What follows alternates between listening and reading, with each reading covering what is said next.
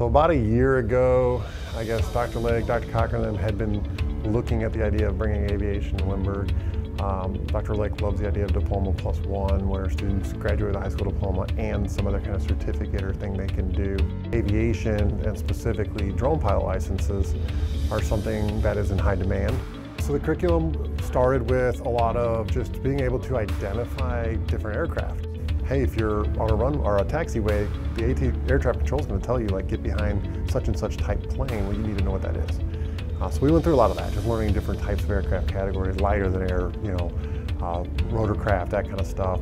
Whenever I start looking at something fly, if I see a plane in the air, or helicopter, I think to myself like, oh, that's a cargo plane, that's for the Army, that kind of thing. You know what I mean? Like, I just know more about it. The second unit, we really got into more of understanding the parts of a plane, or parts of all craft. We don't just do planes, but parts of all the craft, parts of drones, parts of helicopters, and how they function, how they control flight.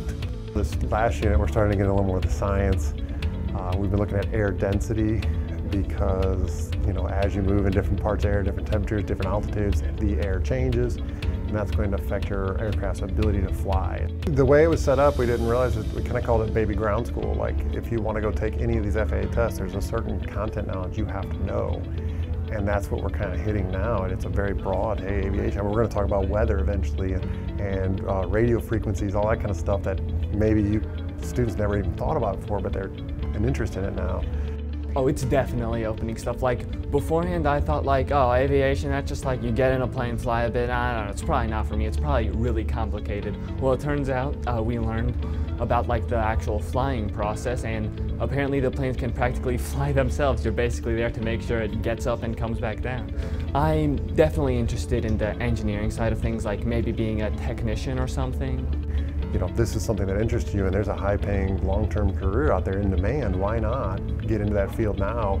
And we're giving you that leg up. Our resume, not just that I took this class, but I've already prepared for this. Maybe I took that FAA test already, or I've used this equipment, or I've trained on flight sim.